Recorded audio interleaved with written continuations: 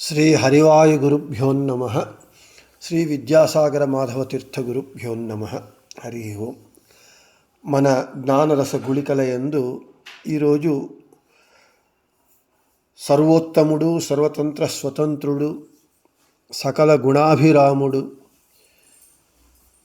సకల వేద ప్రతిపాద్యుడు, జగన్నాథుడు, జగద్రక్షకుడు, ఆదర్శ పురుషుడు అయినటువంటి శ్రీరామచంద్రుడు అవతరించినటువంటి రోజు శ్రీరామనవమి. ఈరోజు ఈ సందర్భంగా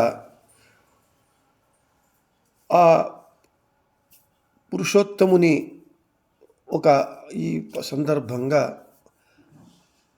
రామచంద్రుని యొక్క స్మరణ ఒక 2 మాటలలో చేద్దామనేటటువంటి ప్రయత్నం.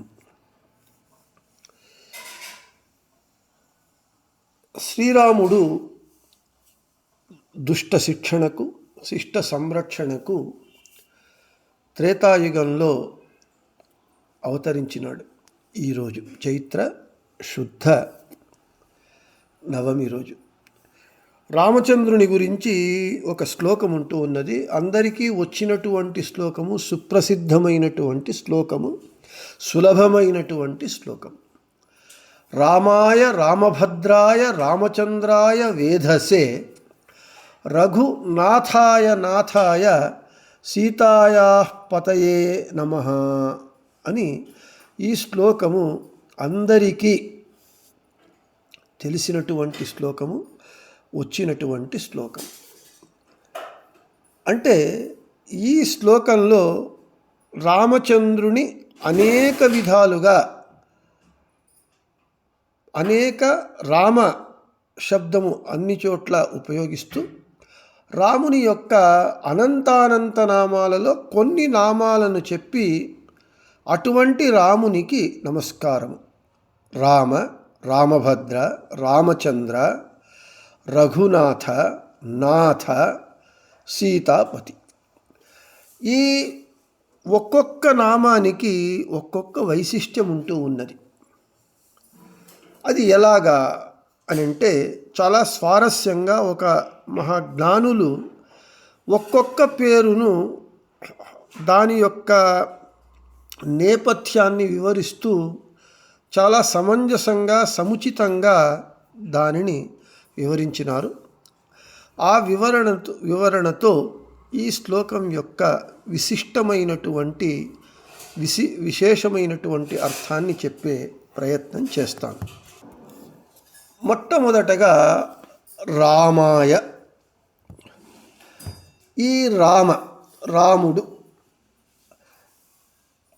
రామ అనే పిలుపుతో రాముణ్ణి ఎవరయ్యా పిలిచేవారు అని అంటే తండ్రి అయినటువంటి దశరథ చక్రవర్తి పిలిచేవాడట రామా అని. ఎందుకంటే పుత్రవాత్సల్యము, ఏకవచనముతో పిలిచేటటువంటి అధికారము, హక్కు కలిగినటువంటి వాళ్ళు తల్లిదండ్రులు.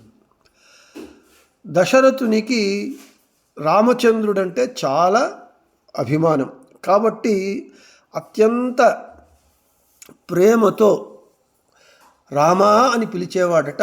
కాబట్టి రామాయ. తరువాత రామభద్రాయ.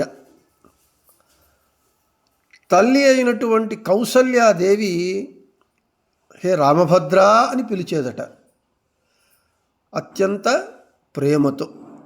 కాబట్టి రామభద్రాయ. ఇక రామచంద్రాయ.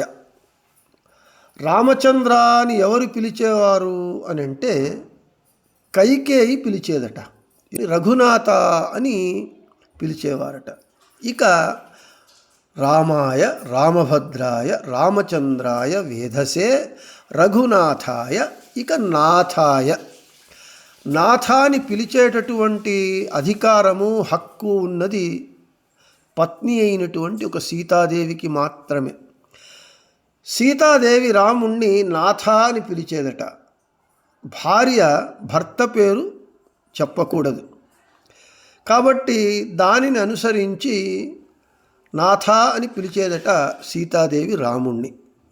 ఇక మిథిలా పట్టణ ప్రజలందరూ కూడా మా రామచంద్రుడు ఎవడు అంటే సీతాయా పతి, అంటే సీతాపతి అని మిథిలా పట్టణ ప్రజలందరూ కూడా సీతాపతి, ఎందుకంటే ఆమె ఈ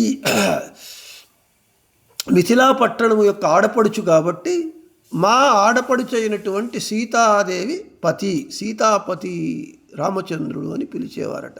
ఈ విధంగా ఈ ప్రసిద్ధమైనటువంటి రామాయ రామభద్రాయ రామచంద్రాయ వేధసే రఘునాథాయ నాథాయ సీతాయ పతయే నమః అనేటటువంటి ఈ శ్లోకంలో ఉండేటటువంటి ప్రతి ఒక్క రామనామానికి ఒక్కొక్క వైశిష్ట్యం ఉన్నది అని ఈ రాముడు ఈరోజు అవతరించినటువంటి శ్రీరామనవమి రోజున ఆ రామచంద్రుణ్ణి స్మరిస్తూ ఆ రామో విగ్రహవాన్ ధర్మ అని, ధర్మము ఎలా ఉంటుంది అని అంటే ధర్మాన్ని ఒక పోతబోస్తే విగ్రహం అవుతుంది కదా, అదే రామచంద్రుడు. అంటే రాముడు ధర్మము పోతపోసినటువంటి విగ్రహము కాబట్టి ఆ ధర్మమూర్తి అయినటువంటి ఆ సర్వోత్తముడైన పరాత్పరుడైనటువంటి ఆ రామచంద్రుని యొక్క